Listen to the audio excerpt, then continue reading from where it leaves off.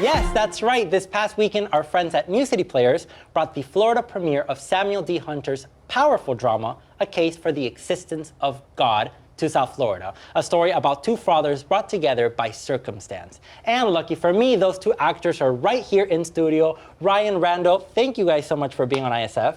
Thank you. Thank you for having us.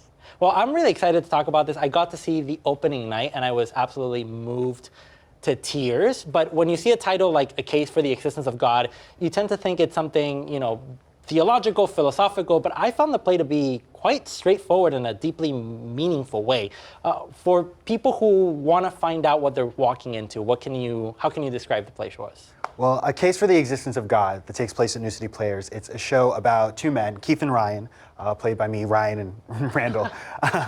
And the idea behind the show is that these two men are fighting for their daughters. They're trying to navigate the struggle of fatherhood, and then while they're doing that, navigate this budding new friendship that they cultivate through the show,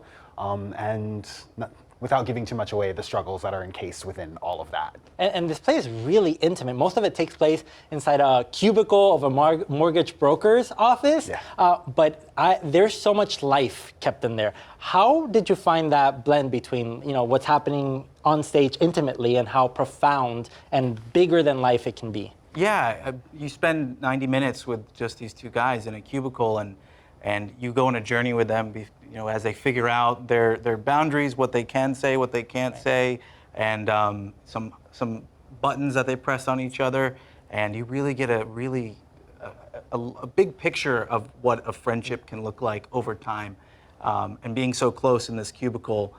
There's nowhere to run. Right. So they're stuck together. So it's really fun to explore. Speaking to that friendship, this is a show about male friendship, and I think seeing that kind of interaction is sometimes rare to see, especially on stage.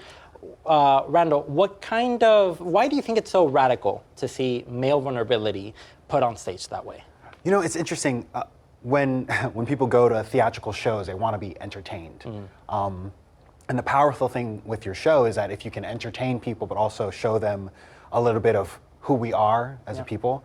And I think the great thing about this show, it shows the reflection of ourselves, but it also shows a reflection of the things that we want to hide, which is so powerful. And in male friendships and male sensitivity and the idea of being a man, there's so much written in that as a society, men are always trying to hide. And I think this show gives us a reason to open up a little bit and show the power of reaching out or asking for help, which is something that I think a lot of men struggle with. Yeah, it definitely was something that moved me and something I needed to hear. I left feeling very insightful and with a lot of thoughts running through my head. So it's an absolute must watch, I have to say. So Ryan, for tickets and more information, where can we go? Yeah, you can go to newcityplayers.org, and the show runs through March 8th.